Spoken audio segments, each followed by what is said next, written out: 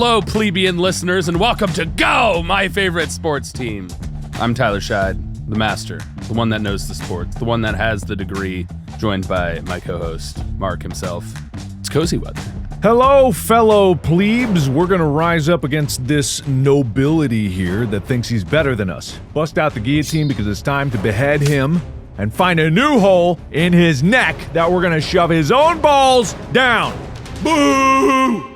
You can believe that all you want, but, if anybody seems to be royalty, it's actually you as YouTube royalty with your nice sweater shawl there that's like a king's robe. This has nothing to do with wearing a crown of Five Nights at Freddy's, and it's not currently there. It's an invisible crown. It's a well thought out king. I look like I walked in off the street. I don't know what you're talking about nobility here. Well, you are really channeling the ghost today, which kind of concerns me that there's a lot of jacuzzis. Well, there's not a lot, but there's some. And yesterday was Mario Day, which apparently you didn't know, but you're still sporting the Mario themed sweater. We didn't know.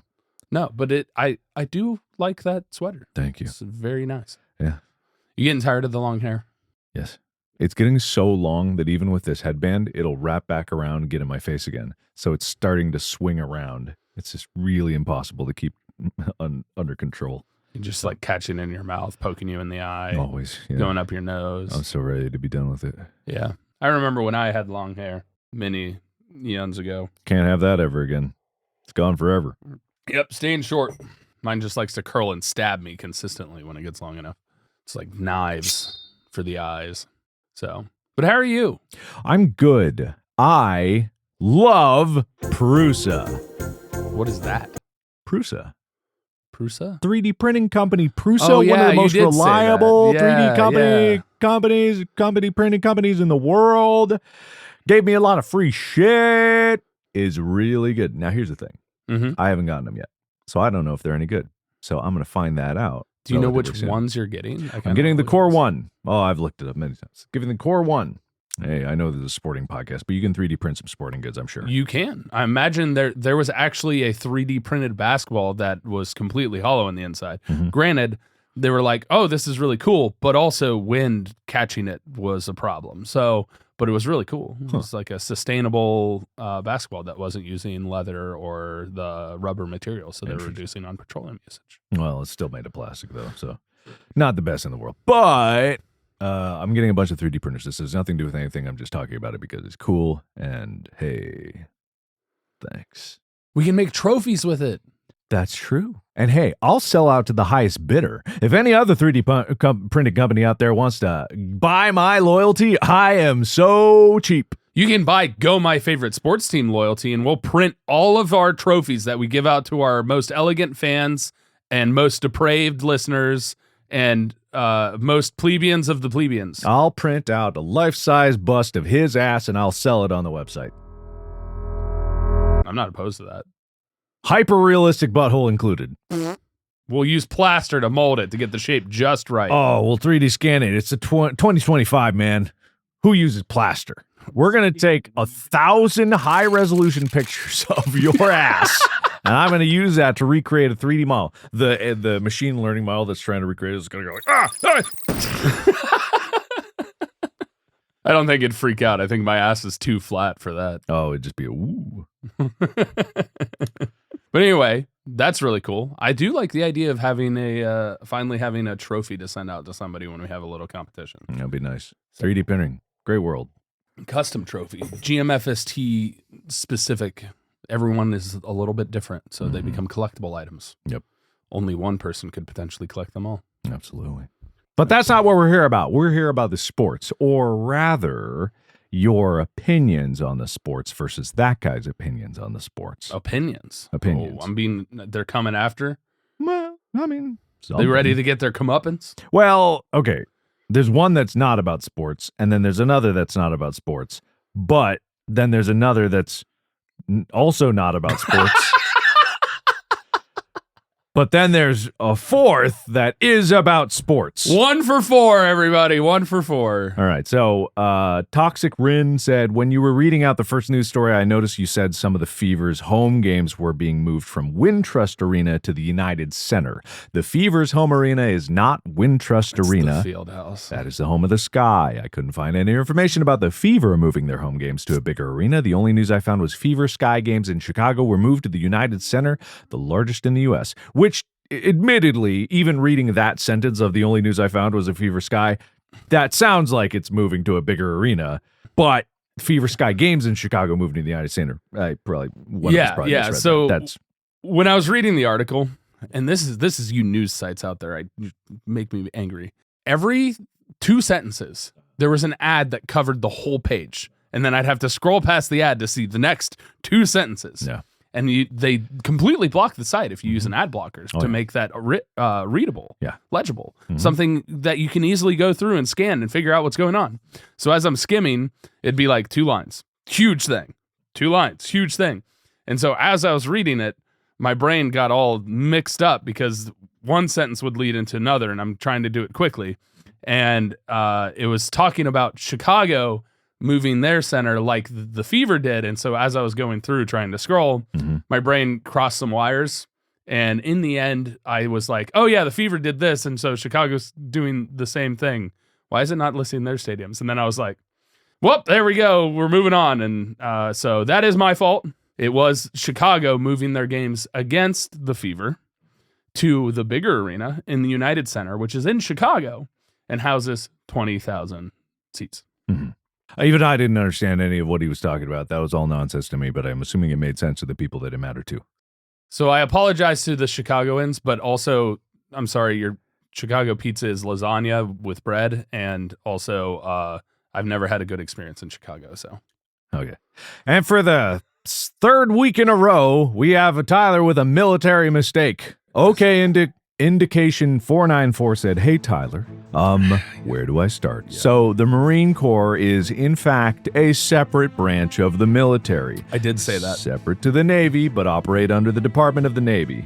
Marines are not at the same operational tier as Special Operations units, but do have special warfare units like MARSOC, which includes Force Recon and Marine Raiders. These Marines do long-range recon behind enemy lines to secure beachheads for invasion.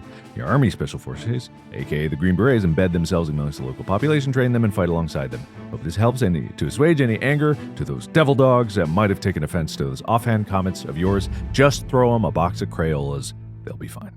Yeah, so I did say that it falls under the Navy, but it's like separate but different. That was my wording specifically. I didn't understand exactly what it means. Yes, it is in the Department of the Navy, but it is a separate entity and has its own operational hierarchy. Yeah. And then the other one was me talking about the more intensive training, and I used the term special ops, which is where that confusion came in. That is my mistake. I should not have used that terminology with regards to the operational status and training relating to the Marines and the Green Berets and all, et cetera, et cetera. Okay, fair enough. So my apologies to you crayon eaters, as the JQ said. How rude. I was told they said it. I'm just repeating their words. Can't believe it. Anyway, back to the sporting news. Pale Jacama 6920. Tyler responded to the refs being paid off misinformation like a politician. Quote, I used the word, internal quote, claims, not that they did it, end quote. Come on now, you know how communication works. People come here for sports news. If you say something and don't give any pushback or counterexamples to it, people are going to assume it's real. Using the word claimed instead of directly saying it happened doesn't change that result. Gives you an out for when you're called out for it. You can do better than that. So, one, that's not political talk. That's you being a terrible listener. And also, if you listen to the exact discussion around that entire conversation, it came about of being like, just so you know, people are claiming that refs were being fired because of bribery and nation gambling. And Mark even responded with, I wouldn't be surprised. And we continued the conversation about the gambling aspect and how that could be a possibility. We never in any way hinted at the fact that it was real in any particular way whatsoever. Just that claims were being made that this could be happening and this could be the reason behind the fire. I hinted that it might be real. I hinted that. I wouldn't be surprised, is the wording I said. And by that, I mean, it probably happens, in my mind. I'm hinting at it. Try and stop me. Anyway, one last one, which is not in anything to do with sports. Is it EV? Yeah, it's EV. I thought we were done with this. They keep coming back. So they're really angry about your EV takes. Which is stupid. Yeah. So those one's at me. RATM773 says, EVs are a half measure. Hate to keep on harping on this in case anyone else has mentioned this, but while EVs are better than gas vehicles for the environment, they are more a way to keep car companies afloat. If you want not only the most environment-friendly option, but also massively cut down on vehicles on the road, public transportation is the best way to do so. Also, if looking further into the future, making walkable cities would not only cut down on the need for transportation without walking or cycling, but help everyone live easier lives. Live easier with most everything they need closer. Okay, the end part of that is obviously, yeah. In this fantasy world where we bulldoze all of the cities and make them walkable, change up the entire way that the zoning, which is the biggest issue with relation to transit. Issue, and then America's real big. Okay, it's not impossible. Don't get me wrong, it's not impossible, and there are rail that connect everything, and public transit is something that definitely should be. I personally think cars should stop outside the city and then they have to get on a bike if they want to go anywhere in the city, or something public transit related like buses or trains. I'm firmly in there. In reality land, where we all open our eyes and go, da, da, da, da, da, da. Where everyone's fighting for their freedoms to control their own vehicle and navigate on their own accord whenever the hell they want. Because the system that we have, even though it's inefficient, and it's definitely worse than public transit, and it is like cost prohibitive for a lot of reasons, it's still how this all works right now. You can do both. You can get one and do the other. There are ways to meet in the middle for that. And there is a giant culture in America that is extremely hard to change, because it's not so much, you can look at the cities and you can look at the roads and you can look at all these things. Those are physically possible to change. Changing people's minds is a much harder thing. You have to baby step people that are especially adamant about what they like. And when it comes to the electrical vehicle conversation, we're only just now getting to the part where electrical vehicles are accepted, where I can say something like electrical vehicles are better, and not only be right, but have people agree with me in the first place. So I get that you're coming from the perspective that like this should move renewable and things would be better. That is over here. Walkable cities and all beautiful, perfect public transit, much like how Korea and Japan do it, and a lot of Europe does it. But I think Korea and Japan are probably the golden standards among other cities. The reason they're able to do that is because they're small. And yeah, it's weird for me to say they're small, but each of those is about as big as an average state. So it's not that big. It is a difficult thing to get the entirety of the United States in a situation where you have that without having cars, because it's also part of the American spirit, but it's also just like a physical limitation. It's been ingrained in our heads, and we can't just stop and bulldoze everything and completely change everything. Mm-hmm. Yeah. It's literally would not be conducive to any productivity of society whatsoever, and would cause mass hysteria. A lot of things need to be done in slow steps. Because especially when you get as many people as there are in the world now, even if people are talking quickly, action still moves at a physical pace of people being out there and actually doing something. So no matter how quick the internet talks about it, and opinions can change on the internet very quickly, people can be convinced much faster. It's still physically is limited by the certain things. And then you'll have people that be like, well, we're wasting so much money on the transportation. It worked. We should be moving money to healthcare. Oh, why are we doing that? We should go in the military budget. Should be going that. And there's like, oh, the military system also paid for the interstate system because that's also a way for the national defense. Many people realize that, but in times of war, even though the U.S. is very difficult to invade, doesn't mean that it never could happen. And that doesn't mean that you don't need to get military infrastructure from A to B really quickly and efficiently. And then there's a bunch of people that are just simply resistant to change. Yes. For the same reason that a lot of people are. And they're so resistant to change that they're trying to take things and go back the other way. Because they're like, it shouldn't have changed to begin with. Anyway, back to sports. Talking about old things. Mm-hmm. We got sporting news today. We got some old news. We got some more recent news. All right. So we got old man, big famous guy, smart, genius of basketball himself, Greg Popovich is not returning to coach the rest of the Spurs season. No. Who? Historic. This man. He's peeping at you. That man. He is not returning. Unfortunately, his health has taken a turn. And historically, he's the oldest coach in the NBA, and he has the most wins under his coaching belt in history. So he's not returning. He suffered a stroke in November and is still recovering and is sitting out the rest of the season to focus on his health, take care of himself, because the stress with relation to coaching basketball and the various things ongoing just is likely to make his health worse and the likelihood of his blood pressure going up and causing another stroke. This actually touches home for me. I don't know if I talked about this at all. My dad had a stroke close to Halloween.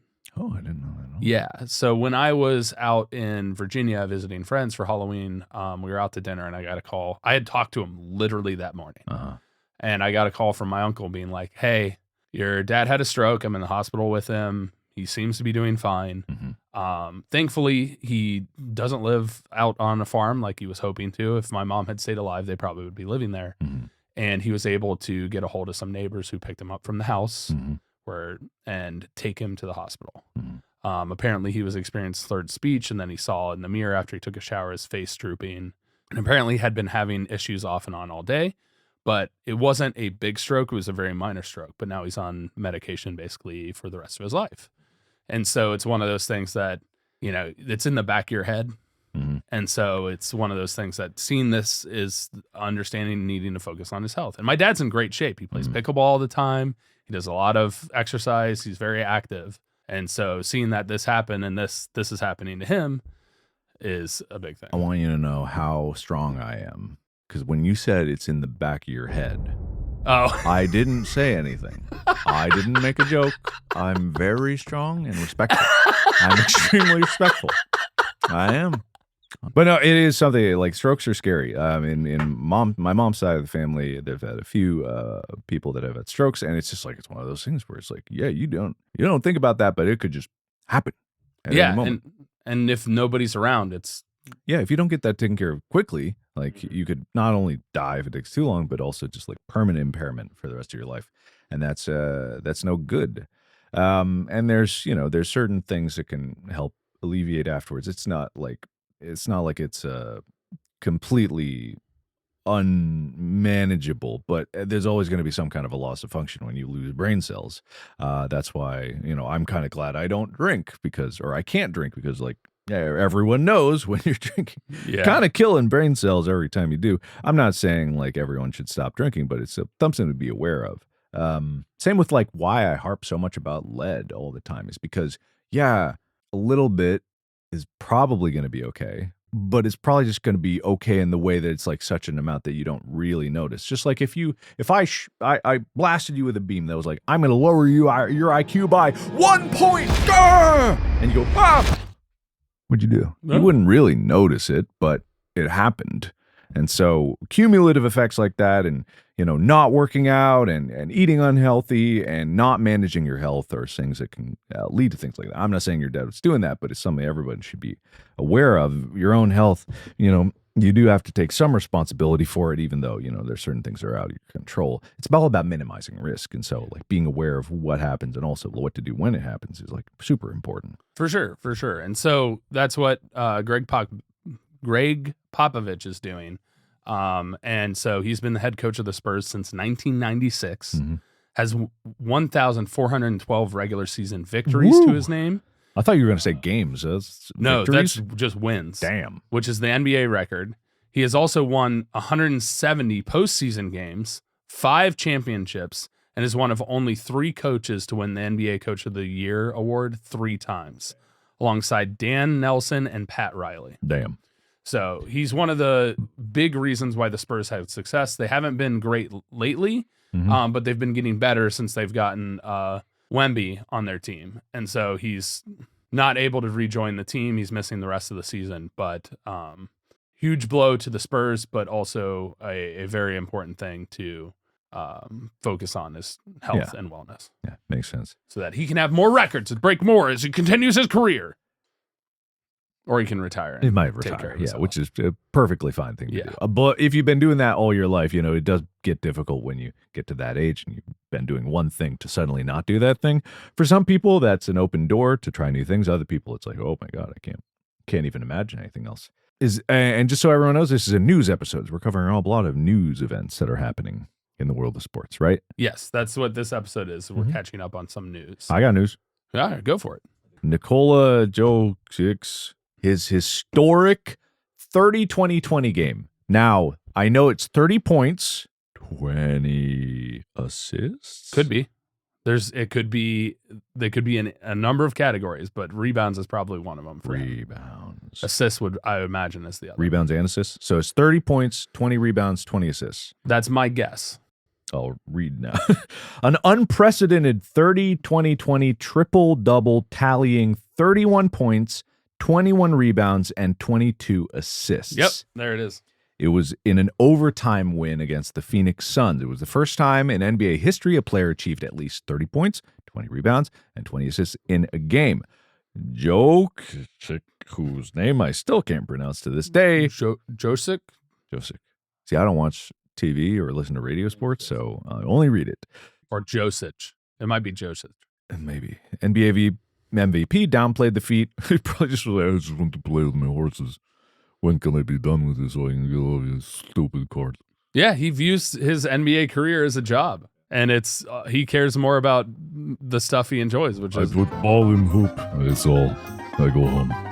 That's it. Yeah, people got really mad when he won the NBA title, and he was just like, I'm ready to go home. I mean, that would be... I understand. I get it. Yeah. But the performance further cemented his reputation for extraordinary all-around play and etched his name in the record books. Probably again. He probably has other records, maybe. Yeah. He's been a dominant player since he's joined the NBA. Ever since, like, a long time ago, we talked about, like, the dream team. Yeah. Where America was the premier talent, bar none, across the world. Yeah. Everyone else is catching up and has pretty much caught up in their top players, but not necessarily in their overall average. And Europe, especially, is really caught on. I mean, if you watch the Olympics, the games are much closer than they used to be back in the day against the United States. Yeah. And people say the U.S. is falling off. It's like, no, people are just actually getting more access and practicing basketball more outside of the United States, because the United States was the place, North America was the place where basketball was invented. Mm-hmm. Yeah. So, and if there's anything that America's good at, it's covering a sports with a lot of cameras. And there's one thing that other people in the world can do is watch that footage and then study it, which is a big part of team sports, is studying what the opponents usually do, trying to figure out what their strategies are, or just like learning strategies for your own, because they won't be advanced for very long if you can practice them yourself. And on top of that, with that many cameras, little kids are able to look and see how somebody is dribbling, see how somebody's shooting, work on their mechanics just based off of seeing the greats be able to play and perform at a high level. For example, Steph Curry. Whoa! So, Steph Curry, notorious three-point shooter extraordinaire, top tier player, might be in his late years of his career, but is still dominant today. Has decided he's retiring from slam dunking after throwing down his first dunk in 6 years. For perspective, Steph Curry is a shorter NBA player, and he's a guard. Now, shorter NBA player does not mean short.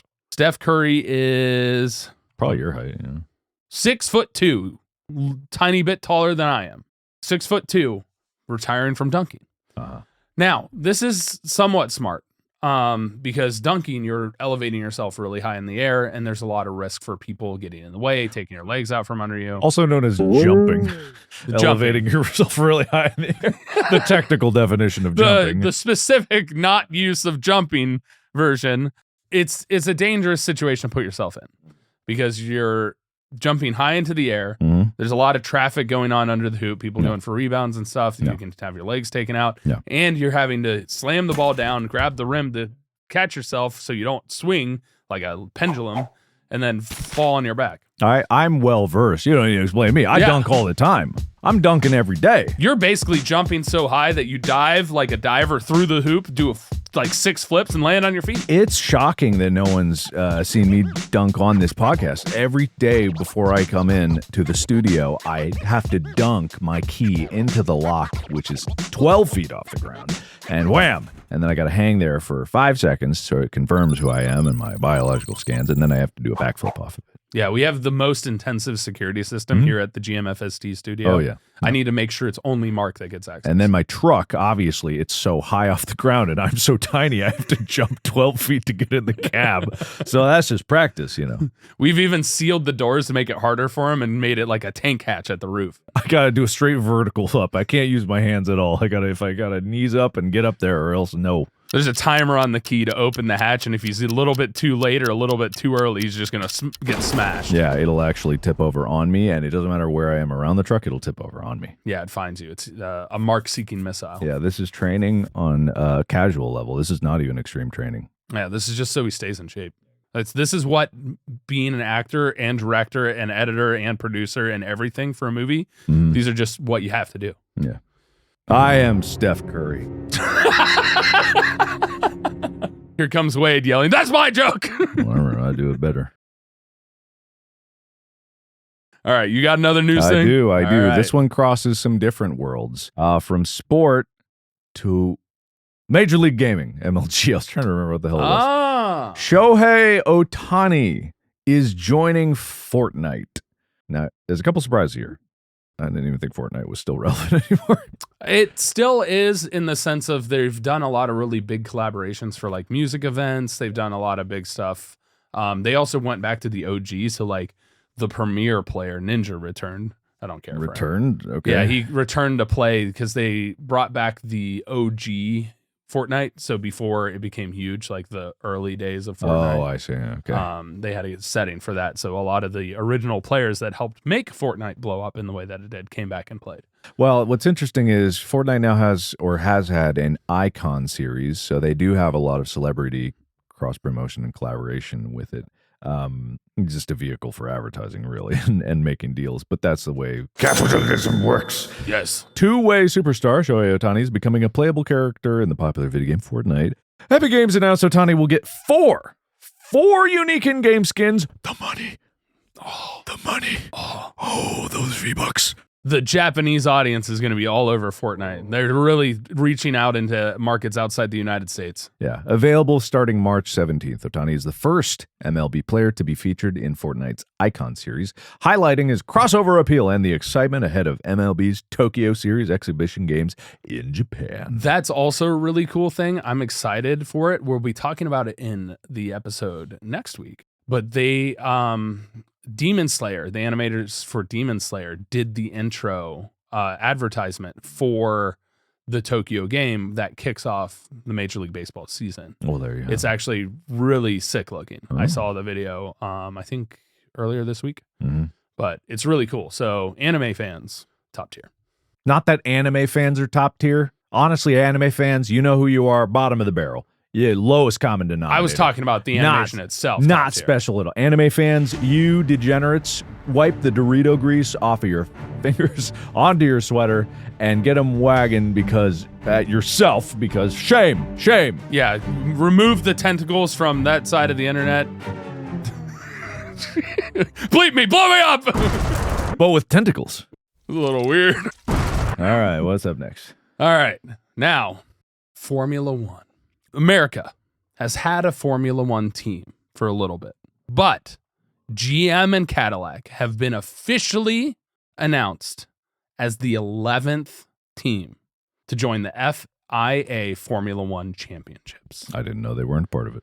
So, brand new team, huge news because they not only are being invited to join Formula One after a long, strenuous process of reaching approval and stuff, they've announced that they insist on being an American team, which means entirely American staff and an American driver. Now, this is big news because there aren't that many American drivers in Formula One, period. And so, and a lot of America focuses on their particular drive series, whether it's GT, drag racing, tractor pulls, monster truck rallies or NASCAR. They don't focus as much on Formula One specific driving. So I keep leaning more and more back, and the chair just keeps going. Ignore me, I'm fine. The funniest part is it's making me think that you're questioning what I'm saying. No, I'm like, just trying to suspicious. I'm trying to get comfortable, and it keeps dragging me farther. How do I set the? I don't know if there's a way to set the lean, but there's a way to stop it from leaning. Oh, that's better. That's what I was. Yeah. Okay. Yeah, okay. There we go. And so the whole point of this is to hopefully branch out and create more hype in the United States. And Formula One has been growing in the sense of popularity in the US. And this is a huge way to further expand people's interest here in the States. See, I didn't even know it was unpopular because they had the race in Las Vegas that caused a lot of problems, but they had it and they're going to do it again. Yep. So I was assuming that Formula One was just as popular here as it was anywhere else. So it had become more and more popular over the last decade. Like years ago, when I was a kid growing up, even into college, Formula One was not talked about. It has since begun to become more and more popular as more and more races have spread to the States. Right. And more rights to broadcast it have showed up in the States. Specifically, the internet. What is that? The accessibility to be able to watch Formula One races. The internet? Became so much more readily available. Answer my question. What is it? Oh, it's the big scope of electronic connectivity across countries and around the world. That actually is correct. I don't know why you said it so hesitantly. I was thinking of words. I see. Words are hard. Sometimes. Before we continue, can you tell me what are the companies that are in Formula One right now, just so we have a baseline? All right, let me pull them up. I know Haas is the other American team. I know there's Ferrari, Lamborghini, McLaren. Is Ford in there? I don't think Ford's in there. Haas is in there. Red Bull is a team. Red Bull is a team? Red Bull is a team. Wow. Let me see what the power rankings. Stauber, Williams, Haas. Haas is the one based out of North Carolina. That's their team. AlphaTauri, McLaren, Alfa Romeo, Alpine, Aston Martin, Mercedes, Ferrari, Red Bull. I don't think Lamborghini is in here. There's one of these teams. It's probably named something else, but it's the McLaren team because they use McLaren cars. But McLaren is right here, number 7. Okay, I just skipped it. So I already said it. Is it going to be branded under Cadillac or GM? It's listed as Cadillac, but Cadillac is a part of GM. So all the articles I said literally had it say Cadillac/GM, but the headline itself says, I believe it says Cadillac. Yeah, Cadillac receives approval to join the Formula One grid in 2026. And so this is crossing over to be the 11th team. 10 is a nice round number, so an 11th team is very unique. And I imagine there were a bunch of people applying, but GM and Cadillac made it through. So the requirements to join would just be to have a car and a team and money to back it and a driver. Rules, safety regulations. There's probably a lot of paperwork involved and amount of money you have to throw at it to be like, let us be a part of your team. Let us be in Formula One. And they each develop their own engine, right? Yeah, they develop their own, like the whole car build, everything is basically custom done. They have to follow the regulations in Formula One, but they build the engine, they build the car, the chassis, everything that has to do with the car is built by the team. Gotcha.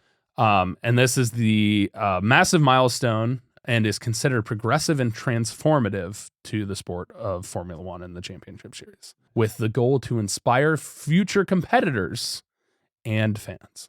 That's great. Your turn. Oh no! LeBron James, his groin exploded. His groin exploded. Is he having more kids? His groin exploded right into his wife. More children. Nope, he got sidelined by a groin injury. I'm scraping the bottom of the barrel. Yeah, you really are. Even though like it's higher up in the news rankings just because LeBron. But he'll miss 1 to 2 weeks after suffering a groin injury during a game against the Boston Celtics. The injury occurred on the fourth quarter drive in Saturday's loss, snapping the Lakers' 8-game win streak as James exited early. When Boston's local crotch puncher fan ran onto the court and started punching him rapid fire and then ran off the court and disappeared. Nobody pretty could find crazy, him. actually. The 40-year-old forward downplayed the issue, but his short-term absence comes at a crucial time as the Lakers battle for playoff positioning in the Western Conference. So, in reality, this seems like a nothing, but it does change the landscape for how the Lakers are going to approach the next few games. And if he's not there, then that does have an impact. But they have Nikolai. Not Nikolai. Doncic. Okay, yeah, I was about to say. They have Doncic. I don't think the Denver Nuggets center Nikola Jokic, I don't think he's on the Lakers, but Jokic? We have Jokic and I'm my brain. This is like how you confused it earlier. Lakers roster.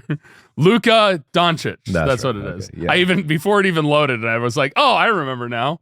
Don't worry though. Bronny James will step in and play for his dad. He'll be fine. Basically carbon copy, right? Exact carbon copy. And if he doesn't live up to the expectations, he's a failure. If he doesn't do as good as his dad, he's a waste of that groin explosion that made him. Sounds like every athlete that has followed in their father's footsteps. Too big to fill those feet. But Ken Griffey Jr. exceeded expectations. Watch your hand there. Careful. Oh, don't want to be like that, man. Your heart goes out to no one. My heart goes out to no one. No one. Anyway, Wayne Gretzky's long-standing goal record. Who's that? Is under threat. He is the considered unargued greatest of all time in hockey. Wayne Gretzky is the pinnacle of hockey. Alex Ovechkin, he's 9 goals away from surpassing Wayne Gretzky's goal record, career goals scored. Mm-hmm. Now, Wayne Gretzky played 20 seasons of NHL hockey, scoring 895 goals. If you know hockey, no, I don't. Scoring goals is very difficult. I have no idea how hockey works, and I think no one out there knows either. They know everything about hockey. They don't know nothing. They've had Primer 1 and Primer 2.0, underwater version. They know everything about ice hockey. We need Primer 3.0 to really understand hockey. Don't worry, it's planned. This is why we did all those primers, is so you could understand any news story that comes up, so that we could talk about that and we would all be on the same page. And he is letting you down by not letting you know sports about hockey. All right. So, Wayne Gretzky. Okay. 20 seasons, 895 goals. That's 1,487 games played. Washington Capitals. Alex Ovechkin has played since 2005. Okay. He is now officially in his 20th season and has scored 886 goals in his career so far, 9 away from the record. The games he has played total 1,474, which is currently 13 less games than Gretzky has played. So if he can score 9 goals in less than 13 games, and this is updated as of yesterday, the Washington Capitals winger will pass Wayne Gretzky for career goals all time. Wow. Now, the most interesting part about this is this has obviously been in headlines and people have been paying attention to it. Massive hockey fans are all paying attention to this. Gary Bettman, who's the commissioner of the NHL, and Wayne Gretzky said they will start traveling and following the team to every game when Alex Ovechkin is 5 goals away from that all-time record. To screw that up, I really hope Alex Ovechkin scores 6 goals in one game and they're not there. Just to shove it in their face. There's the NHL commissioner. That's Wayne Gretzky. Wait, or is it the opposite? I don't know. But that's Ovechkin. I know that. I don't know which one is Wayne Gretzky. Yeah, that picture doesn't have any description. Yeah. I think that's Wayne Gretzky. Mm-hmm. Yeah. I was right. I knew I was right. It's fine. I've seen Wayne Gretzky all the time. We're best buddies. We're friends. Yeah. He's the one who taught me hockey. Wayne, come on in. Hey, it's Wayne's World. He hates that. Oh. He hates that. Yeah. He's gone. No wonder he didn't stop by as much as I'd hoped. But yeah, huge news for the NHL and hockey fans all over the world. Don't yell at me for my primer again. I know things. I know hockey. I like hockey. All right. You know Myles Garrett? I do. Yeah. Cleveland Browns star pass rusher, Myles Garrett. The one who just recently requested for a trade? Has agreed to a 4-year, $160 million extension with $123.5 million guaranteed. There were a lot of memes about this. So much money. It's a ton of money. That's so much money. I think he's the highest paid non-quarterback now, surpassing Max Crosby's contract. For Cleveland. Yes. So the most interesting thing about this and why it's being memed on is because Myles Garrett in his post saying, I want to trade, I want to leave Cleveland, I just want a championship. It's not about the money, I just want a championship. Yeah. It just became about the money. Well, okay, that amount of money. I mean, you could be like, hey, Cleveland ain't that bad. Yeah, I was like, Cleveland. Maybe I'll stick around. Maybe winning isn't what matters. Maybe I just wanted to win in my bank account. I mean, hey, you can win in your dreams when you're sleeping in a $150 million bed every night. All he's doing is pressing the button on his big speaker system, $1 million speaker system in his house that goes, all I do is win, no matter what, and all the money rains down on his head. That's Myles Garrett right now. It is crazy, though, the kind of numbers that are getting out there. And I'm sure, I don't know his record very much. I haven't watched much of him Defensive playing. Player of the Year, considered the top pass rusher next to like TJ Watt for the Pittsburgh Steelers. He's one of the most productive defensive players in NFL history throughout his career. Fair enough. But wow. Yeah. 160 million. 123 guaranteed. That's all of Cleveland. That's all of Cleveland. Listen, Cleveland has gotten better since those Cleveland tourism videos, all right? It's not as bad. Play one of the Cleveland tourism videos right now. Cleveland, come on down to Cleveland town, everyone. Come and look at both of our buildings. Buy some food that's prepared near the street. Who knows, you might even see this guy. Here's the place where there used to be industry. This train is carrying jobs out of Cleveland. Here's a statue of Moses Cleveland. He's the guy who invented Cleveland. Yeah! To Cleveland. Cleveland! Admittedly, I've not spent much time in Cleveland, but the time that I was there, it was fine. It's better than Pittsburgh. I've not been in Pittsburgh much. We went the one time, and that was with the creepy fan that approached the stage. That was there? That was at Pittsburgh. Working every night. Working every night. Shift. All night, listening to you. Take another step. We're working all night. And we're all just like, is anyone going to do anything? Why would anyone do anything? She was just telling a story and getting closer. With crazy psychotic looking eyes that weren't blinking. No. Psychotic? No. Come on. Don't. Friendly, lovingly. Exactly. Don't be mean. Obsessive eyes. Don't be mean. She's listening. All night.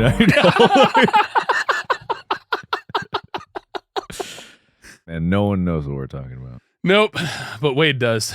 In all fairness, I blame Wade because he insulted Pittsburgh while we were there. You insulted France. Yes, but mine was funny. Yours was about to get you killed. I mean, Pittsburgh, sure, but yours was about to get you killed. If you haven't heard that story, they talk about it on Distractable at one point. I think Bob brought it up. Yeah, I think we brought it up just today, actually. Wait, really? Also, we talked for some reason. We talked about that again. All right. Free skier Kai Jones returned to Ground Zero, the place where he had a horrible, horrible crash that broke both of his legs. That's him, by the way. He's one of the top free skiers in all of the U.S. What is free skiing? Free skiing is where you basically are in backcountry and you're skiing down treacherous slopes, I'm pretty sure. Let me just double check the definition.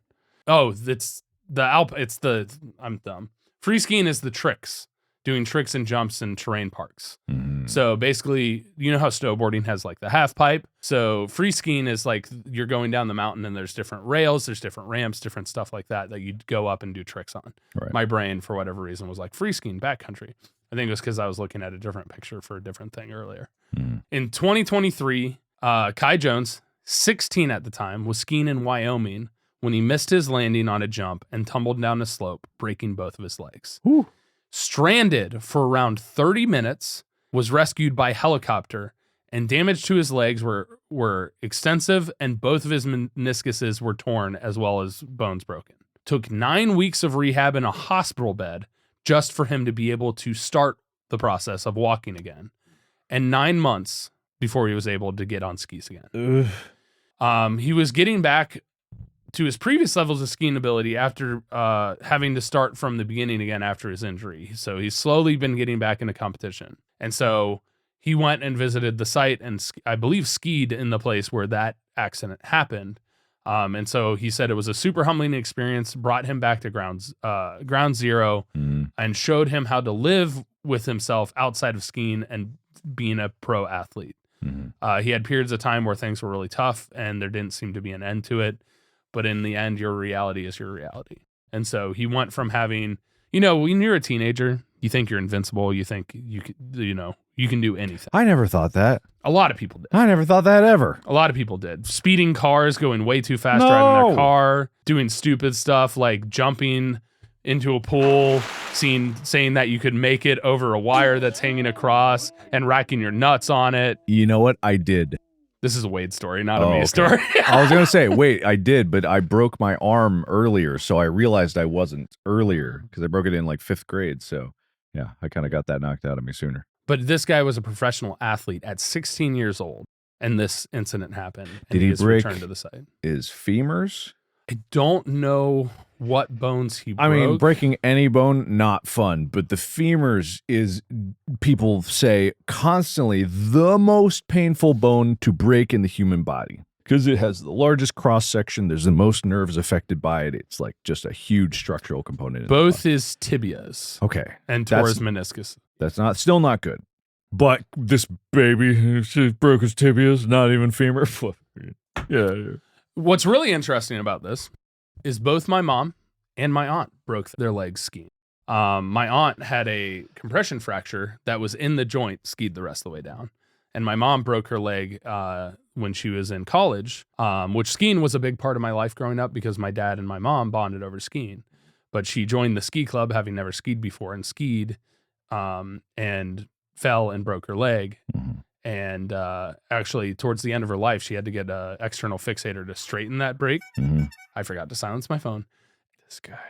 And in order to qualify for an ankle replacement so that she could get around and do stuff. And so in her last year of her life, when she got cancer and stuff, she had the ability to walk around. So like that was better than she had been like the decade before. And so I understand this from a sympathetic level, having seen my aunt and my mom go through it.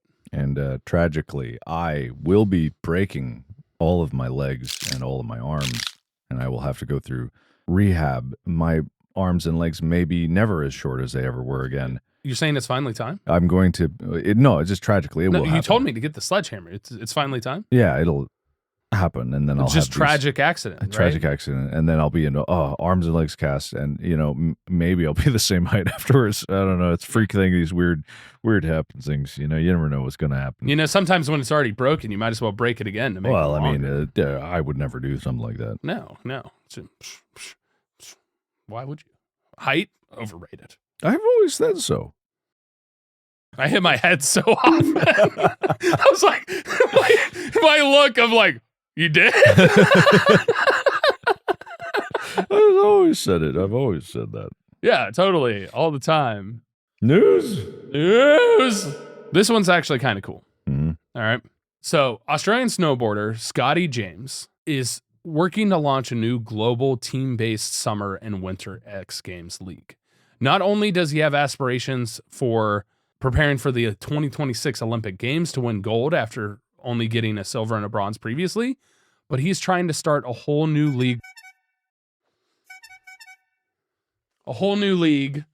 of the sport. Create it so fans can follow their favorite teams year round, basically making it so that there's more opportunities for fans to see snowboarders in action, skiers in action, doing their tricks and stuff as they practice and amp up for the Olympic Games beyond just the X Games.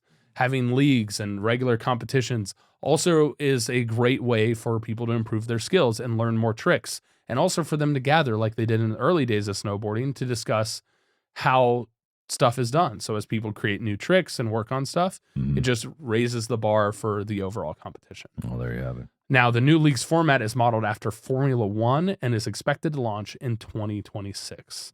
It's under the X Games website, X Games League. And I'll actually pull up this website for us to look at.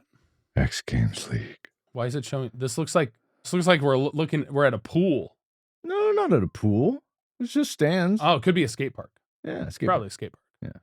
But it's basically a transformation of the X Games platform, creating a whole league where teams work together.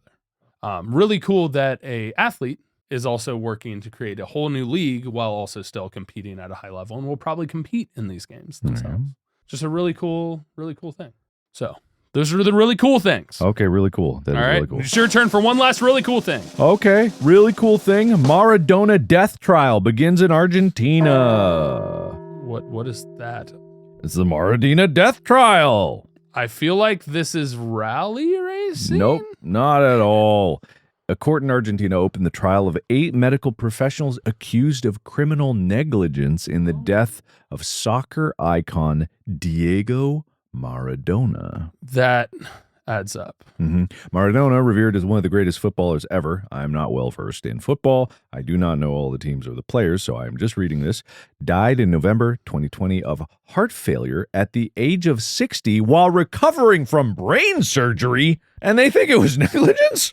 Wait, hold on a second. Man, I should read these. Yeah. The case has gripped the nation. Fans gathered outside the Buenos Aires courthouse chanting justice, not Justin, for D10S. They said investigators were classified the case as culpable homicide, a crime similar to involuntary manslaughter, because they said the accused were aware of the seriousness of Maradona's health condition, but did not take the necessary measures to save him. Yeah, it says prosecutors allege Maradona's doctors and nurse ignored signs of his deteriorating health, leading to a drama-filled quest for accountability 4 years after his passing. What amazes me is, okay, court case aside, we're not here to decide who did what. We don't know anything about it. But the fact that so many people revered him when he was 60, and even 4 years after his death, they're still following up on it. How good of a soccer player or a football player was this guy? He was an icon for Argentina. I think he's like one of the greatest international play from Argentina. Mm-hmm. And I think it might have had to do with some of his outreach that he did. He's widely regarded as one of the greatest players in the history of the sport. Wow. He was one of the 2 joint players of the FIFA Player of the 20th Century Award, along with Pele, which Pele was an incredible player. I know that name. Wow. He gained fame more than just once, but he was short. The other thing is he was a smaller size player. 5'5". Yeah, that overcame because his presence and leadership on the field had a great effect on his team's performance. While he would often be singled out by the opposition, he was really creative, and he had an eye for being to scoring goals, especially as a free kick. Yeah. Special. He's in the 1986 World Cup quarterfinal. He scored both goals in a 2-1 victory over England that entered football history for 2 different reasons. The first goal was an unpenalized handling foul known as the Hand of God. Oh, yeah, the handball. While the second goal followed a 60-meter dribble past 5 England players voted, quote, the goal of the century by FIFA.com voters in 2002. Now I understand why he's so revered and why people are following this case so closely. That makes a lot of sense. I think there was an interview, and in the conversation, he's like, I don't know. I think it was the Hand of God, and I think that's how it got its name. I think that's the story. But yeah, that's basically what happened and this could make people really mad, but that I'm pretty sure. It's grainy, it's old footage, and it's hard to say. We'd have to go frame by frame. But in person, a lot of people were like, that was a handball. Yeah, could have been. So, could have been. Yeah, could have been. But the next one was the goal of the century in the same game, so who knows really? But it was a big deal because England was considered the pinnacle of football back then. They were considered the pinnacle of a lot of things back then. Yeah, there was the pinnacle of the spice trade, and their food yet was still bland. So damn, man. Just some very milquetoast cuts, but deep milquetoast cuts. Listen, my mom talked about how horrible her mom's cooking was. My grandmother, English through and through. They're not known for their food. They are not known for their food. They're not except for fish and chips. Which admittedly is not a very That's the equivalent of many fast foods here in America. It's like, I love watching videos because there's a lot of British people that say like our food's great. It was like whatever, it's fine. You can have. Well, food it's also interesting because there's a lot of chefs from Britain that are extremely well. They very rarely. Gordon Ramsay. They don't cook a lot of British food. No, they do not. But one of the things about that I like seeing videos is British people trying American barbecue, like Southern barbecue for the first time. Oh. And it is, I mean, my mouth is drooling just thinking about barbecue. Like, if there's one thing that, you can say about America, and you could say also, like, it's not all from here, but it's like, Americans aren't all from here. The whole thing is a melting. But look at me. What am I? I don't know. You know what I am? American. Didn't you do that TikTok? It was like, imagine a half Korean from Cincinnati. And I'm like, hello. Who casted this guy? Me, but he's half Korean. You sure? Because he looks like he's from fucking Cincinnati. Who could imagine that? Half Korean from Cincinnati. That was a great yeah. stitch. Thank you. This is my probably the best TikTok you've done that I've seen. Wow. Harsh.